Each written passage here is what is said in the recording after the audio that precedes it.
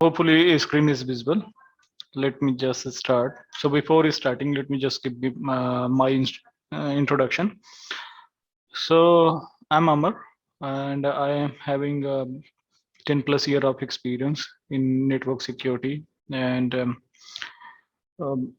NAC Center. Okay, so I'm associated with the NetMinion since 3 year now. Okay, so I do take here different batches like load balancer, checkpoint, ICE, CCNP, all these things I'm taking here. So here we in this demo we will talk about Cisco ICE. So first of all, I would go through the course, and post that I would try to explain what is the ICE, what is the function of it. Okay, and we will understand different use cases. Okay, so let me just go through this.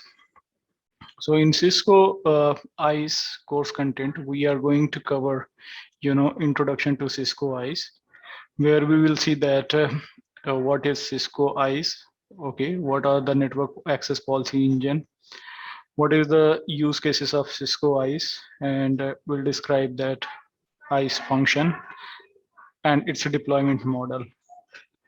Post that, we will go for the ICE policy enforcement. Here we will understand that what are the mechanisms through which policy can be enforced. Okay, so here we will discuss 802.1x for wired and wireless access. We will see that what is the MAC authentication bypass. Basically, we will understand MAB. Okay, we will also understand how to manage this ICE device. Okay, and we'll see here the certification services, etc. So all these things we will see in the Cisco ICE policy enforcement. Post this, we will go for the web authentication and guest services. So we will understand that the requirement for the guest authentication. Okay, so what all the security things we can apply when someone want to access the network, especially guest network. Okay, I mean guest user. After that, we will go for Cisco ICE profiler. Here we will understand how Cisco ICE profiler work. Okay, what all the information it can collect. So all those things we will understand into Cisco ICE profiler. Post that, we will understand bring your own devices mechanism. So what the security can be applied for the bring your own devices. Okay, so that means user devices, for example user personal devices such as iPad, phone, etc. So we will understand that how we can implement and enforce the security.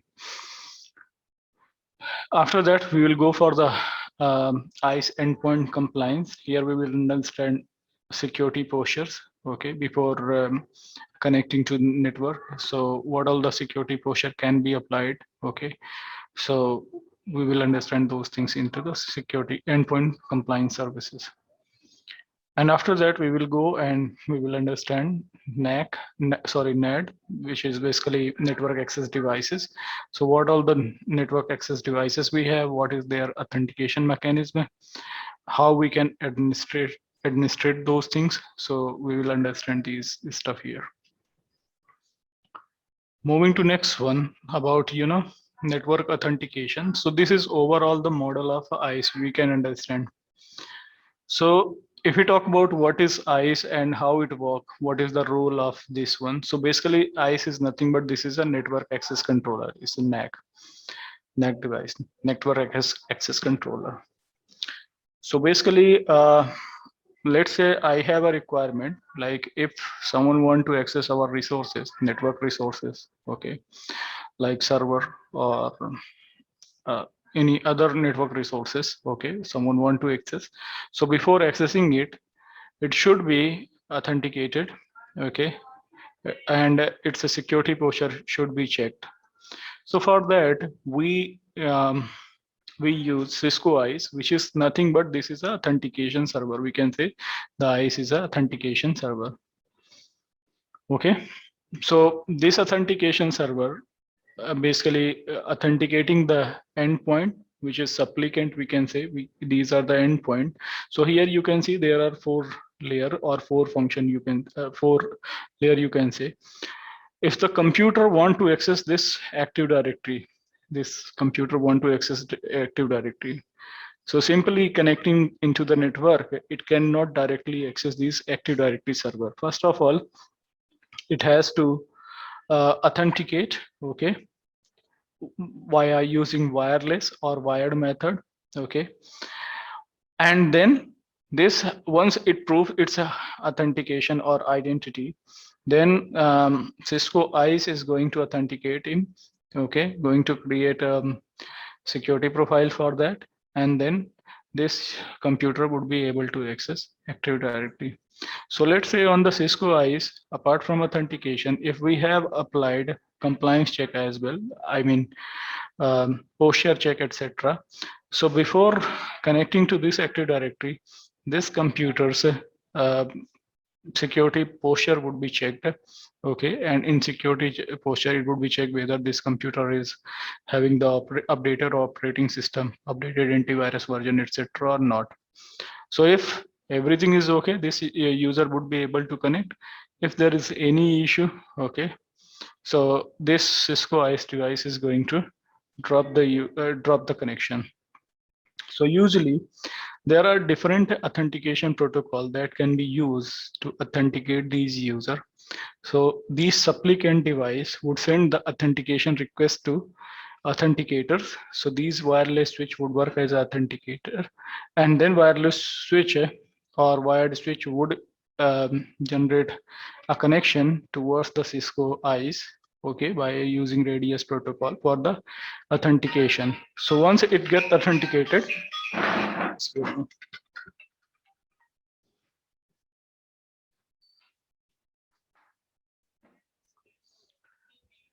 Sorry. So once this device get authenticated, now this device can access network resources. Okay. So either these are the Active Directory or this is your certificate server. Okay. For all these access, user has to authenticate himself. Okay. So that's why we can say that this ISE is nothing but this is a network access controller where it is managing the how network should be securely accessed.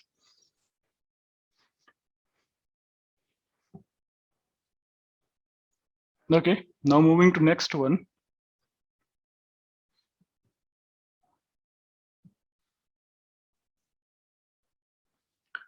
So here we will talk about some introduction of Cisco ISE. This is formal introduction. You can say that the Cisco ISE, basically Identity Service Engine, it's a security policy management platform, okay, which provides secure access to the network resources. So as previously I mentioned, network resources means your server, okay, or any other network resources.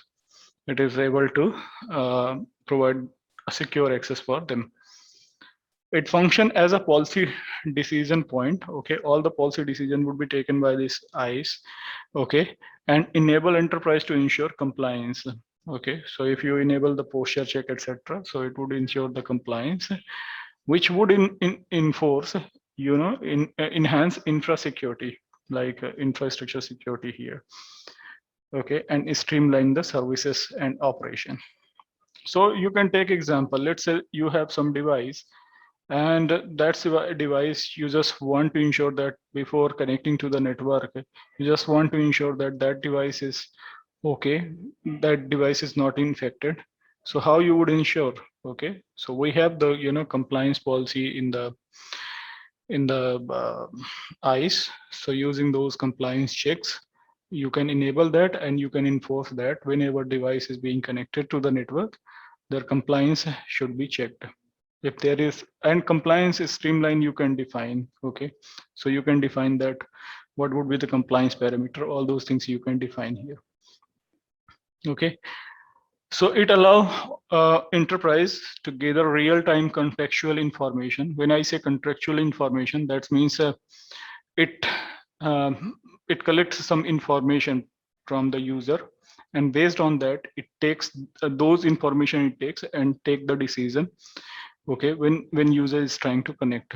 So I can explain here. Let me just go through this. So when I say contractual information, that means what?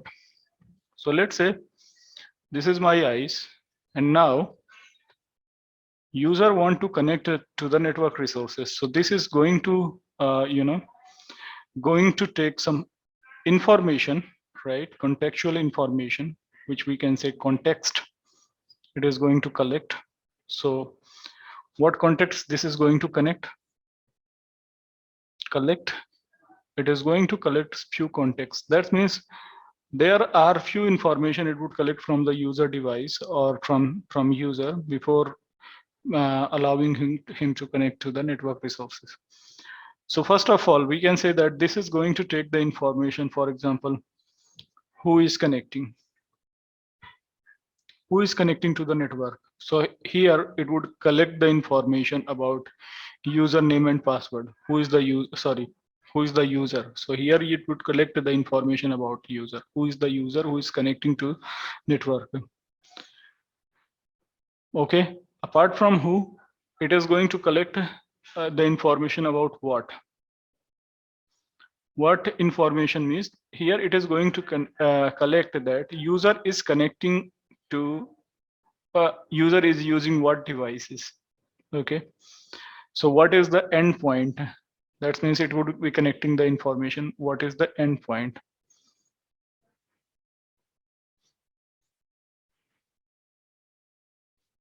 Okay, what is the endpoint? That means whether this is iPhone, okay, or laptop,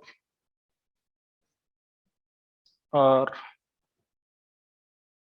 any Android phone, okay, Android device. So all these information it is going to take. Okay, then it is going to take that from where user is connecting. From where user is connecting. So here it would take the network information from which IP it is connecting, okay, or from which subnet or which part of the network it is connecting. Okay, so it would take that example. That means you can take the example of VLAN. Let's say user is connecting from from wireless VLAN. Okay, so it would be able to identify that user is connecting from where. Okay, so that means we can say that from where it is connecting, from which portion of the network user is connecting, which portion of network user is connecting. Then it is going to collect more information like when user has been connected. So here it is taking the logs. It is just generating logs as well, like when user has connected, and then how user is connected, whether wireless or wired, which mechanism it used to connect. So these are the contextual information that ICE collect, and that using those information, you can decide the decision that whether user should be allowed to connect to the network or not. So these information it is going to collect.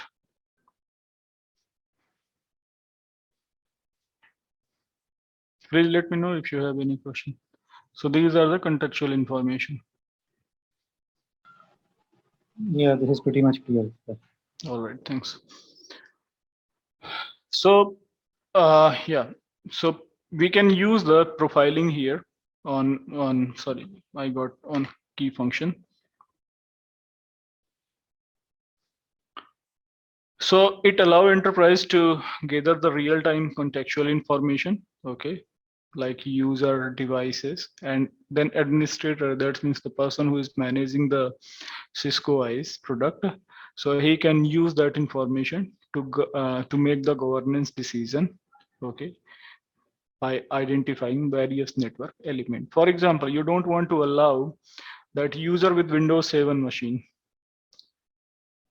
User with Windows 7 machine should not be able to connect Windows 7 or 8 machine. So you can decide that. You can define those policy in ICE. Okay, or not only this is the user machine, but he also, you can take there, if there are access point, let's say on the branch we have some access point, and we just want to that any, apart from particular access point, other access point should not be able to authenticate. So if user is coming from apart from another access point and trying to authenticate on our network, so user would not be able to do that. So that also we can define here. So I would take a live example here. We can say here, let's say I have a data center. This is my data center. And in this data center, we have Cisco ISE. We have deployed Cisco ISE. This is central, authentication point, we can say. So what we just want that all the users should be authenticated on ISE first before connecting to network. So let's say I have some access point on my branch, branch, and we just want to that what we want that when user is connecting to these AP access point, okay, so from a specific access point they should be able to access this network, not from the all access point. So that you can also define. Okay, so if you just want to decide that if they want to access data center resources, so they can access those data center resources from a specific access point, not from the other access point. For example, you have access point, one access point you have for for your corporate network. So you just want to allow that the access point which is defined for the corporate network, the user who is connecting to corporate network, they should be able to access this network resources. A guest access point, you may have the access point for the guest as well. So guest access point should not be able to access all these things. So that you can define.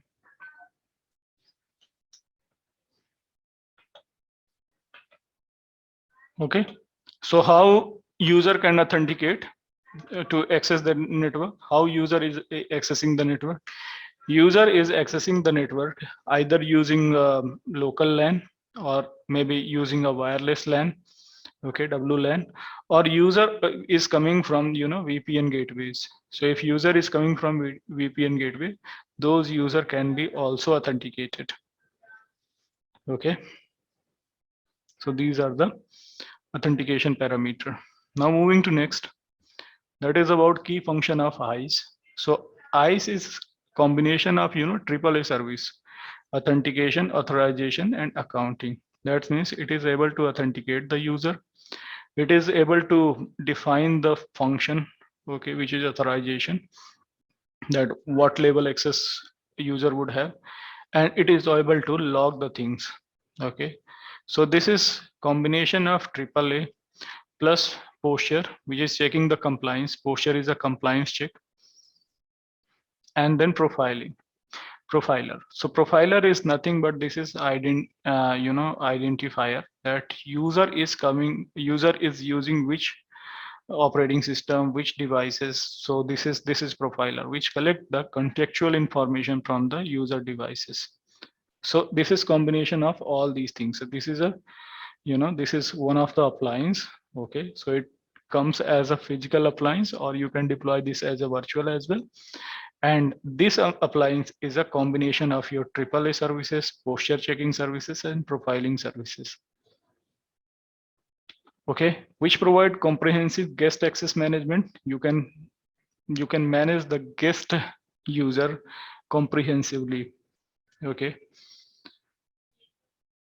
and there are different types of guest access mechanism you can define. So if we talk about the guest access mechanism, so there are a few. Let me just talk about them. Let me just clear this and let's talk about them.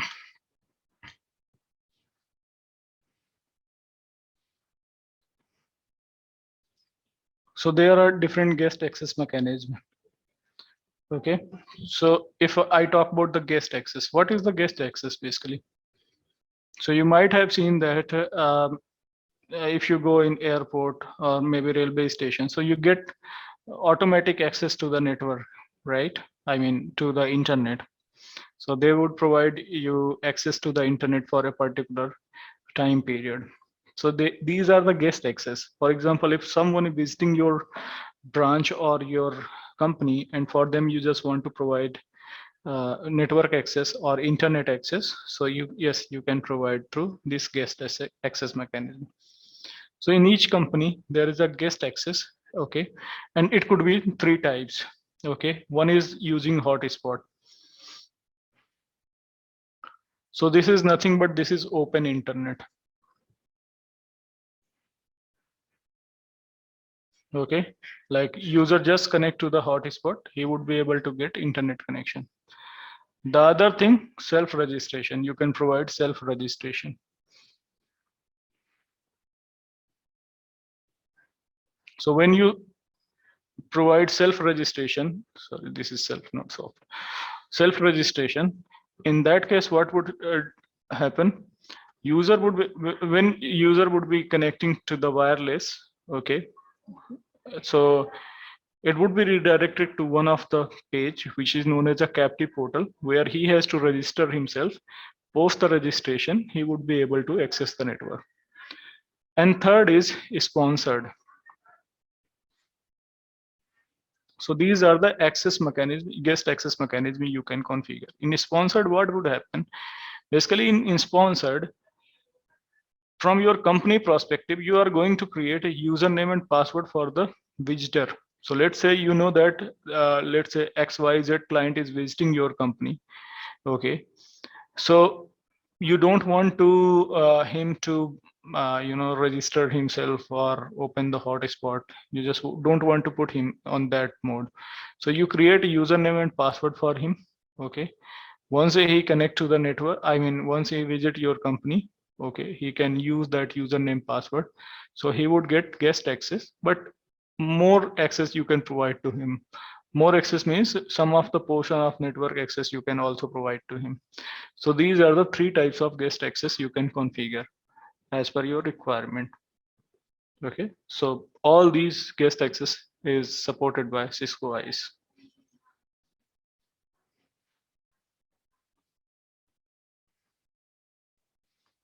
Okay, so it can extensively work for the guest access. You can use it for the guest access. You can enforce the endpoint compliance, okay, to the client system. First of all, like if there is any client machine is connecting, so you can enable the posture checking. So it would checking the endpoint compliance. If it is okay, so it would be able to connect, else not. And it provides support for discovery. So using this, yes, you can discover the devices. Whatever the device is connected to your network, you can create their profiling, and you would be able to know that how many Windows machine you have, how many mobile phone you have in your company. So according to that, you can create the profiling. Okay, and based on the policy, I mean based on the profiling, you can create the policy. Okay, you can monitor the endpoint device over the network. And with the centralized policy management, you can configure the centralized policy, and from where you can deploy those policy to the endpoint devices. So these are the key function of Cisco ISE. Please let me know if there is any questions. Yeah, so far so good. Yeah, thank you. All right, great. Now, moving to next one, we will talk about our lab. So this is lab topology, which we are using here in our network. So we have one ISE devices, we have the AD server. Okay, so TACAS, etc., TACAS and radius we can configure here, and user are here. I mean, we can create the user on Active Directory. So let's suppose this client want to access PKI server, or this client want to access internet. So what we can do through ISE, we can enforce the policy, okay, to this client. Okay, and based on that, if this client want to access internet, first of all he has to authenticate on the Cisco ISE.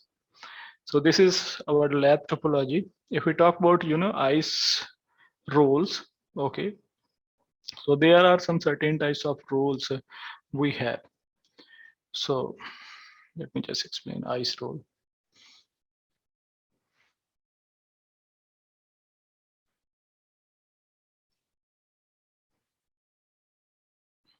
Roles. So Cisco ICE role. Okay, this is role is a layman term. Basically, this is known as a roles here is known as a persons.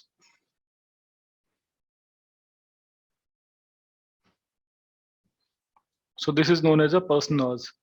So Cisco ICE personas. So this is nothing but this is kind of role. Personas is nothing but this is a roles. So in normal term we say the roles, but here we say personas. Okay, so we have three types of personas. Okay, or we can say function within the ICE. ICE can work as a three types of function role here. So one is the admin role.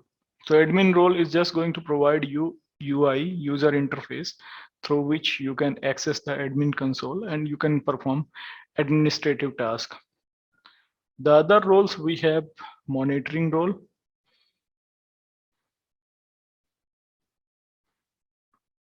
Okay, so monitoring role is just providing you logs. If you want to access the logs, so you can access the logs from the monitoring role devices.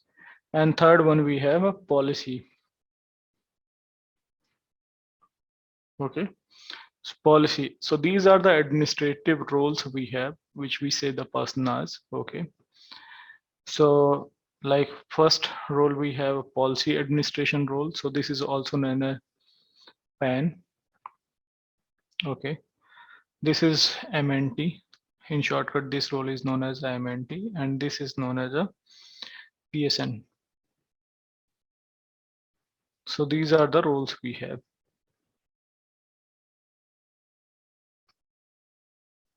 Okay, now let's talk about deployment types, how we can deploy Cisco ICE. So let me just discuss about deployment types.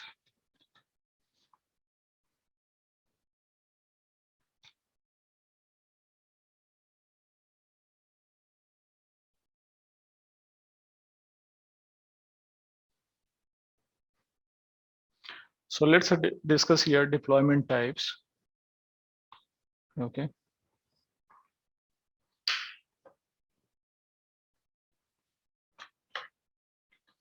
There are different types of deployment. I would tell you 2 or 3 deployment model here.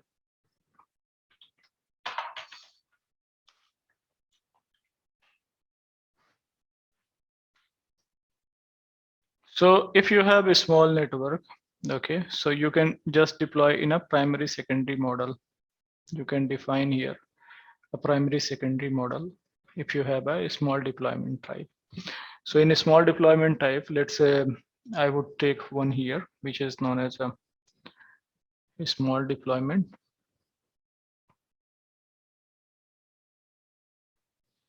Where we can deploy the ICE in primary and secondary model. So let's say this is ICE 1 and this is ICE 2. Okay, so we can deploy them as a primary secondary. There would be sync in between primary and secondary. And we would have a network devices which is going to authenticate to the ICE. So we have, these are the network devices, let's say. These are the switch. This is the switch. And there would be more switches. We would have a wireless controller as well. Okay, we would have a wireless controller. So this is, let's say this is a WLAN device. Okay, we may have the firewall as well.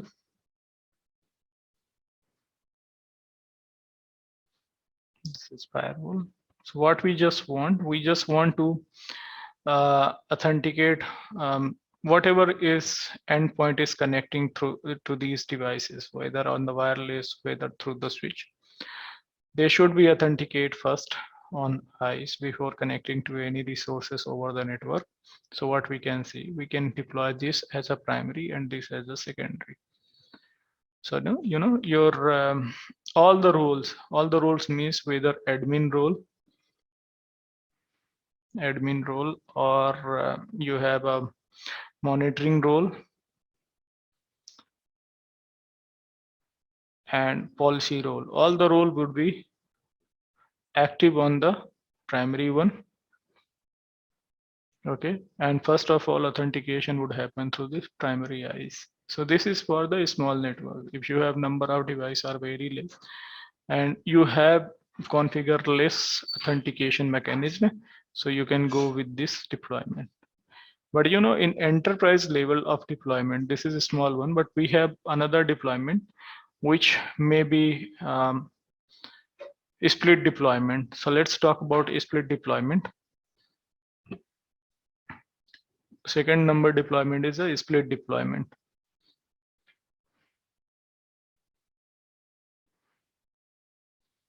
In a split deployment, both device would be working as a active. Okay, so both device would be working as a primary and secondary. So here what would happen, we can create a PSN group, policy service node group we can create. So let's say this is ICE1 and ICE2. So in in ICE you can configure multiple PSN. For example, earlier there was only one PSN, so you can enable some PSN1 you can create over here, and PSN2 you can create over here.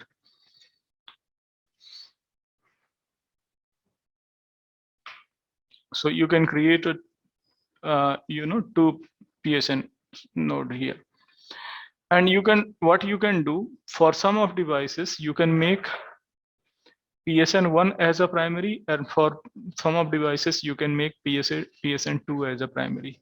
So let's say for these devices, one and this is 1 and this is 2. For these devices you made this PSN1 as a primary, and for another group of devices, let's say you have more switches or more network devices, this is known as a NAD, network access devices, through which user are accessing the network. So for them you can make PSN2 as a primary. Okay, so these devices is some of the devices would be authenticating from PSN1, some of the devices would be authenticating through PSN2.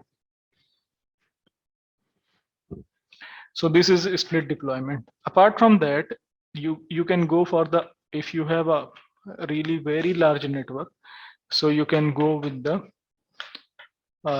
distributed deployment over here. You can select number 3 and you can go for distributed deployment.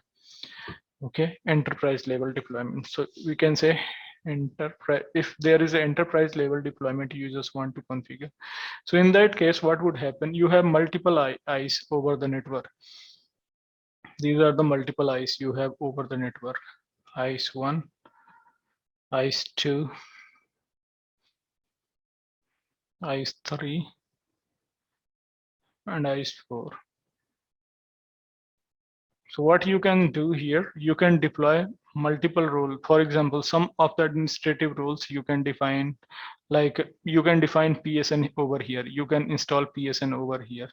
Monitoring role, MTN role you can install here. Okay.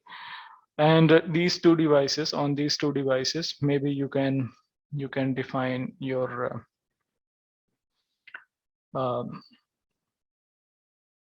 service node. Okay. So policy service deployment you can do maybe on this third number devices, right? So although that kind of deployment you can perform here. Okay, sorry, this is not working. Okay, so PSN node you have deployed here, MTN node you have deployed here, and your admin role like PAN node, PAN role you can deploy here. So now this is kind of distributed. This is not a centralized. Okay. So when user is doing authentication, etc., policy is being assigned. So policy would be assigned through this PSN device. Authentication, etc., would be happen through this admin role. So these kind of deployment you can go, right? So this is the deployment. Now let's talk about lab access, how you would be accessing lab. So basically you can access the lab, our lab, by going to labs.netminion.net. Okay. So you can go here on labs.netminion.net. You have to register yourself first and you will get tab access. Okay. So here you need to register and you would get lab access. Since I'm on local network, so this is the lab. Okay. So if any device you want to power on or power off, so you just turn on, and if you any device you want to access, you can access directly then. Okay. So here, like I just want to access this device, I'm able to access directly. Okay, so this is all about the demo, right? If you have any question regarding this, please let me know. So I was just checking, like, can I create my own lab in the EVNG? Or Yes, you can create. It's there. so for that, the Cisco ISC images and all, how would I get support on that? I think there are, there are some website which is providing these kind of images. Oh, okay. So, like, will you be able to support in that? For lab configuration, we will able to support. Yeah, if you just Okay. want, we will able to support, but we are not authorized to distribute these operating system All right. or Yeah. images. Yeah. Sure. Got it.